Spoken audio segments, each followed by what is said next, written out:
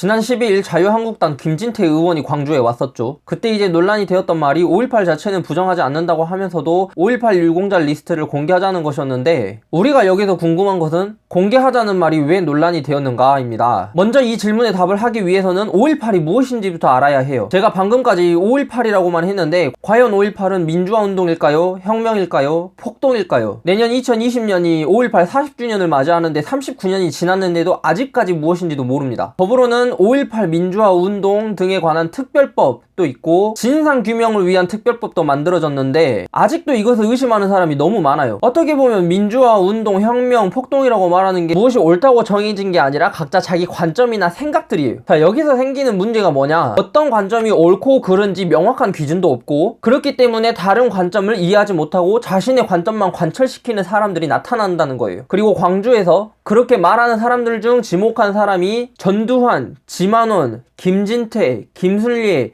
이종명이에요. 그러니까 이 사람들이 5.18 유공자 이름을 공개하자라고 말하는 것은 자기들 관점이 맞다고 말하기 위해서 그 유공자 이름들 중에 소위 빨갱이라고 말하는 사람들이 있는지 확인해보자 이런 거죠. 그렇다면 많은 사람들이 궁금해 할 거예요. 그 중에 당연히 빨갱이도 없을 텐데 5.18은 민주주의를 이루는 과정에 큰 지점이 있었고 정말 명예로운 일인데 대체 왜 안 보여주는 거야? 이 질문에 대한 답을 조금이라도 찾아보려는 노력을 했다면 아마 인터넷에서 이런 말을 발견할 수 있었을 거예요. 개인정보보호법이나 통신보호법상의 이유로 안 된다. 그러니까 이건 문재인 대통령도 볼 수 없다는 말이죠. 그럼 그 리스트라는 것이 어딘가에는 존재할 텐데 그것이 어디냐? 국가보훈처입니다. 그럼 그 국가보훈처에서 그 리스트를 관리하는 사람이 있을 텐데 그 사람은 뭐냐? 공무원법 중에는 자신이 공직활동을 하면서 알게 되는 사실을 밖으로 알리면 안 된다라는 법이 있어요. 그리고 사실 국가보훈처나 그런 공무원이 아니어도 우린 알 수 있어요. 5.18 기념재단에 가든지 국립묘지에 가면은 다 적혀 있습니다. 하지만 아직까지도 의문이 남아요. 방금처럼 말하면 그냥 법 때문에 안 된다 이건데 그 리스트에 빨갱이나 허위 유포자가 있는지 확인을 해봐야 할 것 아니냐. 진실이 두렵지 않다면 왜 보여주기를 꺼려하는 것이냐. 이 질문에는 역사적 사실 판단의 문제를 떠나서 가치 판단의 문제가 조금 들어가 있어요. 첫 번째로 어떤 사람이 5.18 유공자라고 했을 때 우리는 그 사람을 어떻게 받아들일까요? 모든 사람이 그 사람을 긍정적으로만 생각할까요? 5.18이 1980년에 일어났으니까 최소